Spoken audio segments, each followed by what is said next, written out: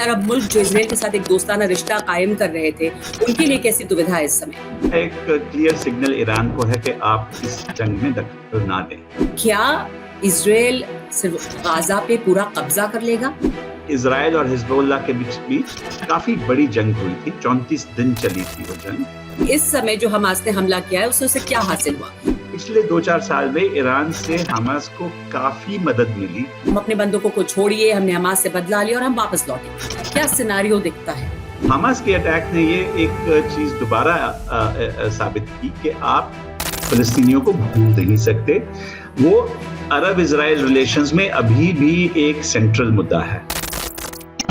नमस्कार, आप देख रहे हैं ORF की खास पेशकश। इस समय एक ऐसी स्थिति खड़ी हुई है इजराइल और गाजा के बीच जो युद्ध चल रहा है उसकी वजह से कि एक बहुत बड़ी मानवीय त्रासदी भी वहां सर उठा रही है। हमास ने जो हमला किया इजराइल पर, उसकी जो भयानक भयावह तस्वीरें सामने आई हैं वहां से, जितने ज्यादा लोग वहां मारे गए हैं, इजराइल ने हाल के सालों में ऐसा नहीं देखा था। जवाबी कार्रवाई इजराइल की जो शुरू हुई है उसमें गाजा पट्टी में रहने वाले आम लोगों की भी जानें जा रही हैं। इसके साथ साथ लोग बड़ी तादाद में घायल हो रहे हैं। गाजा का जो सीज है उसके बाद अस्पतालों में पानी, दवा, खाना, बिजली, तमाम चीजों की किल्लत है।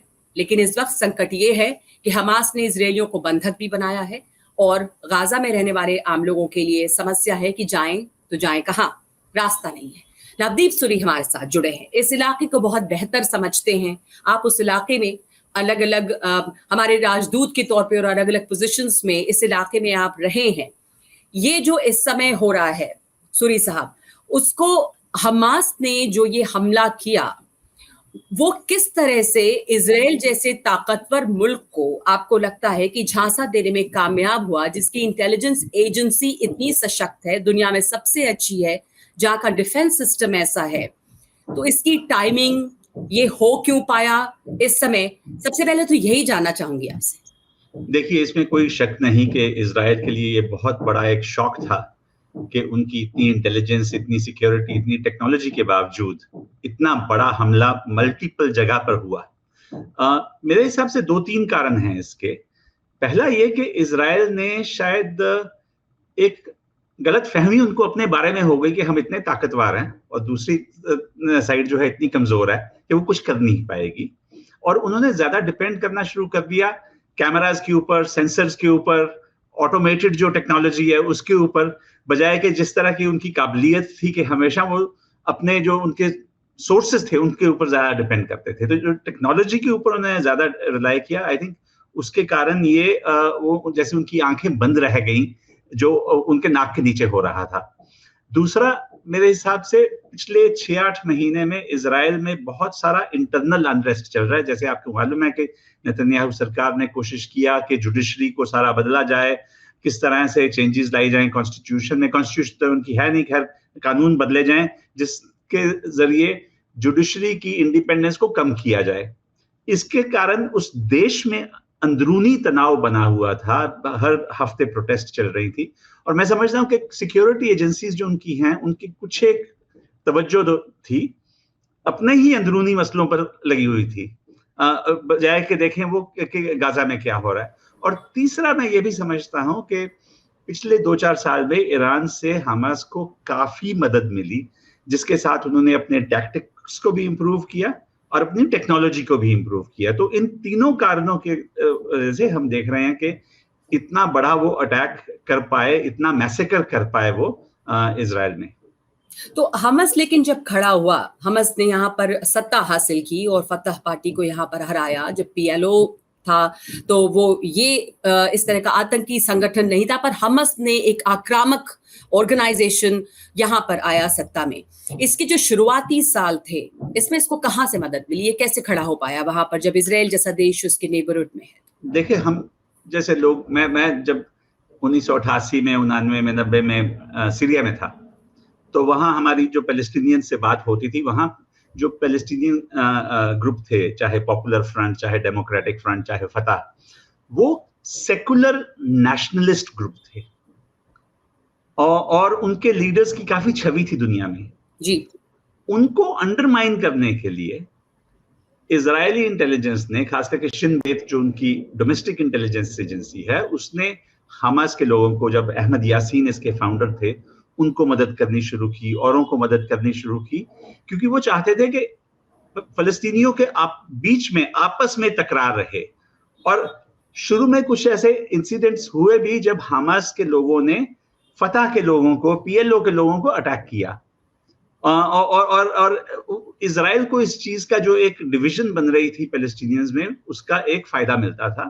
लेकिन तारीख हमें सिखाती है कि आप एक मॉन्स्टर क्रिएट करोगे, वो आप ही को खाने के लिए तैयार हो जाएगा। बिल्कुल। मैं समझता हूँ कि जैसे एक फ्रैंकेनस्टाइन बनाया, उसी तरह से ये एक सिचुएशन बनी है कि वही उन्हीं का मॉन्स्टर जो है उनको खाने को तैयार हो गया। भाई बहुत ये महत्वपूर्ण बात है जो आपने हमें बताई कि किस तरह हमास को शुरुआत में इजराइल से ही समर्थन मिला। अब सवाल ये है कि इस समय जो हमास ने हमला किया है उससे उसे क्या हासिल हुआ? वो एक संदेश देने में कामयाब रहा है। उसने इसके बाद कहा भी कि अब हमें जो करना था हमने कर लिया, अब हम बातचीत कर सकते हैं, जिसके ऊपर नेतन्याहू ने कहा कि अब कोई बात नहीं होगी, हम नेस्तनाबूद कर देंगे, और हमें गूगल मैप के जरिए उस इलाके की हालत बदलती हुई भी दिखाई दे रही है। अरब और इजराइल जो बातचीत हो रही थी, जो समझौते होने की कगार पे थे, मोहम्मद बिन सलमान बातचीत कर रहे थे, कह रहे थे कि हम हर दिन करीब आ रहे हैं। अब उसका क्या, वो कुछ दिनों के लिए रुकी तो जरूर है। क्या ये भी एक मकसद हो सकता है कि जो अरब देश इजराइल के साथ साथ आ रहे थे वो कहीं किसी को नहीं पसंद था? देखो, जो हमास ने इतना बड़ा अटैक किया है, उसका एक नतीजा तो ये है कि जो एक फलस्तीन का मुद्दा लोग भूल रहे थे। हम सब सोच रहे थे 3 साल पहले अब्राहम अकॉर्ड हो गए, यूएई और इजराइल के बीच रिलेशंस बन गए। अब बाइडेन एडमिनिस्ट्रेशन कोशिश कर रही है सऊदी अरेबिया और इजराइल के बीच बन जाएं। उसमें जो फलस्तीनी मुद्दा है कि उनकी जो स्टेट बननी थी, जो 2 स्टेट सॉल्यूशन की हम बात करते हैं, वो कहाँ गई? क्या हम उसको हटा सकते हैं मैदान से? तो हमास के अटैक ने ये एक चीज दोबारा साबित की कि आप फिलिस्तीनियों को भूल नहीं सकते। वो अरब इजराइल रिलेशंस में अभी भी एक सेंट्रल मुद्दा है। दूसरा, मेरा ख्याल जिस तरह से ये अटैक हुआ और जिस तरह से रिएक्शन इजराइल का हो रहा है, और जिस तरह हम देख रहे हैं, अब पहले इजरायली जो डेड बॉडीज थी वो देख रहे थे, अब हम पैलेस्टीनियंस की गाजा से देख रहे हैं। इसका अरब पब्लिक ओपिनियन के ऊपर बहुत बड़ा असर पड़ेगा, और इस माहौल में बहुत ही कठिन है कि जो नॉर्मलाइजेशन की बात चल रही थी सऊदी और इजराइल के बीच, वो कहीं भी आगे बढ़ सके। मेरे हिसाब से वो प्रोसेस तो यहीं अटक जाएगा। अब नेक्स्ट क्या होगा, जिस चीज का मेरा ख्याल सबको डर है और फिक्र है, वो है कि अगर कल को Israeli ground forces, Israeli army Gaza में जाती है, तो क्या उसके वजह से हिजबुल्लाह भी कॉन्फ्लिक्ट में आ जाएगी? जी। 2006 में, शायद आपके दर्शकों को याद हो, इजराइल और हिजबुल्लाह के बीच काफी बड़ी जंग हुई थी। 34 दिन चली थी वो जंग, और उसमें 165 इजरायली सोल्जर्स की डेथ हुई थी, और लेबनान में भी बहुत नुकसान हुआ था। आज अगर हम हमास को देखते हैं कि उनकी कितनी काबिलियत है, चाहे टेरर ग्रुप के नजरिए से, हिजबुल्लाह की उससे 10 गुना है, और हिजबुल्लाह को ईरान की पूरी मदद मिलती है। वो ईरान की प्रॉक्सी है, समझ लीजिए। तो अगर हम इतनी एस्केलेशन हो जाए, हिजबुल्लाह भी कॉन्फ्लिक्ट में आ जाए, तो ये मेरे हिसाब से बहुत ही एक खतरनाक रीजनल सिचुएशन बन जाएगी। जी, तो आप इस बात की तरफ की चिंता है, और ये चिंता बहुत वाजिब है कि कहीं इस युद्ध का दायरा और ना बढ़ जाए, कहीं इसमें लेबनान ना शामिल हो जाए, कहीं इसमें सीरिया ना शामिल हो जाए। और सवाल इसलिए उठ रहा है शुरू दिन से कि इसमें ईरान का क्या रोल है, क्योंकि जब भी इजराइल और गाजा या इजराइल और फिलिस्तीन के कॉन्फ्लिक्ट की बात होती है, ईरान की चर्चा जरूर होती है, जिस तरह का रिश्ता रहा है ईरान और इजराइल के बीच, और उसका एक इतिहास है, और उसका एक जुडाइज्म और क्रिश्चियनिटी को भी लेकर, इस्लाम को लेकर जो उसकी हिस्ट्री रही है। अब ये समझना जरूरी है यहाँ पे कि अभी कल सीरिया में दमिश्क एयरपोर्ट पे एक हमला हुआ, एलेप्पो में हमला किया, मिसाइल्स जो हैं वो मेडिटेरेनियन से चलाई गई, और ये इजरायली मिसाइल थी। और इत्तेफाक है या पता नहीं कि उसी वक्त ईरान के विदेश मंत्री वहां लैंड करने वाले थे दमास्कस में। अब ये सवाल उठ रहा है कि क्या इस युद्ध का दायरा बढ़ रहा है, क्या इसमें लेबनान शामिल हो सकता है क्योंकि हिजबुल्लाह की तरफ से समर्थन मिल रहा है इनको, हमास को, क्या इसमें ईरान इन्वॉल्व होगा या होना चाहेगा इस समय? देखिए, दोनों तरफ से, इजराइल से भी और ईरान से भी, कोई भी उनकी प्रेफरेंस नहीं है कि कॉम्प्रोमाइज किया जाए, सुलह समझौता किया जाए। एक दुश्मनी जो बनी हुई है उनकी, इजराइल चाहता है कि किसी भी तरीके से ईरान का न्यूक्लियर प्रोग्राम खत्म किया जाए। ईरान चाहता है कि मुस्लिम वर्ल्ड में उसकी एक रेपुटेशन, उसकी एक प्रेस्टीज बनी रहे कि एक वही देश है जो इजराइल को अभी तक पूरी तरह से अपोज कर रहा है। हिजबुल्लाह के जरिए वो अपने कुछ एक जो ग्राउंड ऑब्जेक्टिव्स हैं, और इसमें कोई शक नहीं कि ईरान ने पूरी मदद की हिजबुल्लाह की, मिसाइल्स भी दिए हैं, ड्रोन्स भी दिए हैं, उनकी ट्रेनिंग वगैरह में भी काफी उनकी काबिलियत बढ़ गई है, और उनको एज ए प्रॉक्सी वो इस्तेमाल करते हैं। हमास को जो उनकी सपोर्ट मिलती है ईरान की, वो उसके साथ भी हमास की जो काबिलियत है वो काफी हमने देखा है कि बढ़ गई है। अब मेरे हिसाब से हिजबुल्लाह की अगर एंट्री होगी इस कॉन्फ्लिक्ट में, और शायद ईरान के जो विदेश मंत्री सीरिया जा रहे थे वो इसलिए जा रहे थे कि हिजबुल्लाह के साथ किस तरह से कोऑर्डिनेट किया जाए, उससे एक डायरेक्ट पॉसिबिलिटी है कि ये कॉन्फ्लिक्ट का दायरा बढ़ जाएगा, और वो कहाँ रुकेगा उसके बारे में फिर कोई कुछ नहीं कह सकता। और आने वाले दिनों में इसका क्या नतीजा हम देख सकते हैं? अमेरिका के विदेश मंत्री एंटनी ब्लिंकन वहां हैं, मजबूती के साथ अमेरिका इजराइल के साथ खड़ा, ये संदेश उन्होंने दोहराया। जब तक अमेरिका है, इजराइल को खुद के लिए लड़ने की जरूरत नहीं, अमेरिका है उसके साथ, ये उन्होंने कहा। तो अब क्या हम आने वाले दिनों में ये सब हो सकता है कि ईरान पे कुछ और सैंक्शंस हो, कुछ और प्रतिबंध हो, और उसके बाद ये जो जंग है, ये युद्ध है, ये उस क्षेत्र में और भी जो वहां पे प्लेयर्स हैं उनको शामिल करे, और वैसे में जो रीजनल पावर कॉन्फ्लिक्ट है उस पर क्या असर हम देखते हैं? सऊदी अरब का क्या यहाँ पे रोल रहेगा? ईरान को तो हम जान ही रहे हैं कि क्या स्टैंड है। बाकी अरब मुल्क जो इजराइल के साथ एक दोस्ताना रिश्ता कायम कर रहे थे, उनके लिए कैसी दुविधा है इस समय? मैं समझता हूं कि पहली बात, एंटनी ब्लिंकन का आना, अमेरिका ने जो अपना एयरक्राफ्ट कैरियर भेज दिया है इजराइल के पास मेडिटेरेनियन में, उसका एक क्लियर सिग्नल ईरान को है कि आप इस जंग में दखल ना दें। आप अगर इसमें एंटर करेंगे तो हमारे पास एक एडिशनल रिसोर्स है। तो उसका आई थिंक ईरान को पीछे रखने का जो मेन पर्पस इस समय जो दिख रहा है। मैं समझता हूं कि अगर अमेरिका सचमुच इजराइल के साथ दोस्ती प्रकट करना चाहता है और एंटनी ब्लिंकन आए हैं, तो जो वो पब्लिक में कह रहे हैं, इजराइल को सपोर्ट का मैसेज दे रहे हैं, उसके साथ साथ एक प्राइवेट में भी इजराइल को उनको मैसेज देना चाहिए कि भाई कुछ एक आप ही की पॉलिसीज थी जिन्होंने फलस्तीनियों को इतना डेस्परेट कर दिया, जब उनको कहीं कोई रास्ता नहीं दिख रहा, उनकी जो फ्रस्ट्रेशन है बनी जा रही है। गाजा में 22 लाख लोग जो हैं जैसे एक ओपन जेल में रखा हुआ है उनको, एक तरफ समुद्र है, दूसरी तरफ इजरायली दीवार है। तो और खास करके ये इजरायली सरकार जो है, मैं समझता हूं कि पिछले 20 साल में सबसे एक्सट्रीम सरकार है। इसमें 2-3 मंत्री तो ऐसे हैं जो खुद हर समय आग लगाने की कोशिश कर रहे होते हैं। तो मैं उम्मीद करता हूं कि शायद ब्लिंकन साहब इजराइल को प्राइवेटली बोलेंगे, देखो ये इसमें जो जिस रास्ते पे आप चल रहे हैं वो सस्टेनेबल नहीं है, और आपको अपनी नीतियों को बदलना पड़ेगा, नहीं तो इस तरह की जंग बार बार दोहराती रहेगी। मैंने 2 साल पहले एक पीस लिखा था ORF के लिए, उसमें अनफॉर्चुनेटली मैंने जो शीर्षक दिया था वो था अनटिल द नेक्स्ट टाइम, क्योंकि 2021 में भी जब जंग हुई तो पता था कि ये दोबारा होगी ही होगी। आज भी जब भी ये खत्म होगी, अगर इजराइल समझते हैं कि वो गाजा को खत्म कर देंगे, हमास को खत्म कर देंगे, फिलिस्तीनियों की एक जो रूह है जो चाहती है कि उनको कुछ ना कुछ आजादी मिले, उसको मिटा देंगे, तो होने वाला नहीं है। जब तक इजराइल की कुछ एक नीतियां नहीं बदलेंगी, मैं समझता हूं कि एक ड्यूरेबल सोल्यूशन जो है वो नहीं बनेगा। और चाहे अमेरिका है चाहे हिंदुस्तान है, हमारी भी इजराइल के साथ बहुत अच्छी दोस्ती है, और कहीं ना कहीं हमारा भी शायद ये फर्ज बनेगा कि हम अपने दोस्तों को समझाएं कि भाई ये जो रास्ता है, ये डिस्ट्रक्शन का रास्ता है। और ये बिल्कुल इसमें मध्यस्थता की जरूरत है अमेरिका की। भारत के साथ भी दोस्ताना रिश्ते हैं। बेंजामिन नेतन्याहू ने प्रधानमंत्री से बात की है फोन पे। अब इसी बीच ये भी कहा जा रहा है कि हमास को समझाने के लिए जो अरब देश हैं वो भी मध्यस्थता कर सकते हैं, चाहे वो इजिप्ट हो, चाहे वो कतर हो, चाहे वो सऊदी अरब हो।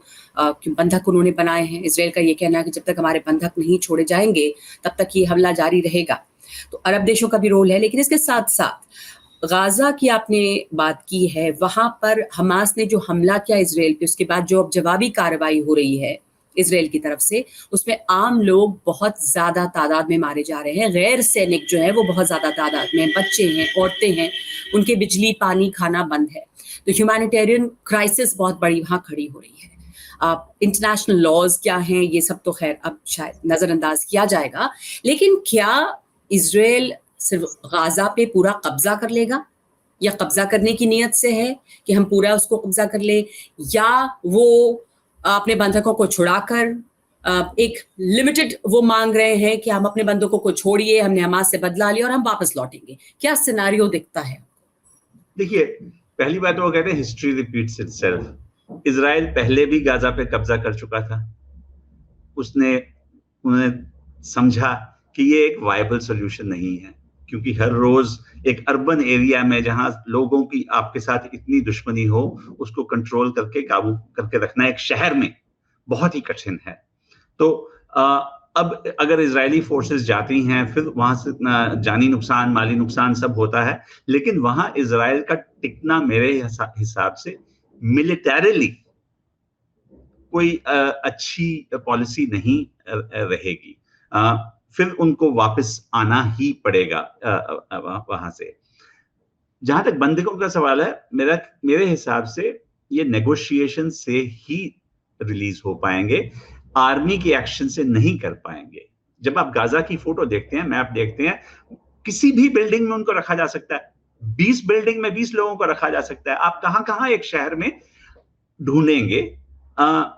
लेकिन जो हमने पास्ट एक्सपीरियंस देखा कि खास करके इजिप्शियन इंटेलिजेंस जो है उसकी काफी कनेक्शंस रहे हैं हमास के साथ, हमास की मिलिट्री साइड के साथ। मैं सोचता हूं कि इसका डिप्लोमेटिक हल ही निकल पाएगा, लेकिन इस समय जिस तरह से इजराइल का खून खौला हुआ है, समझिए, जब तक वो पैलेस्टीनियंस का कुछ एक नुकसान ना कर पाएंगे तब तक उनको भी एक शांति नहीं मिलेगी।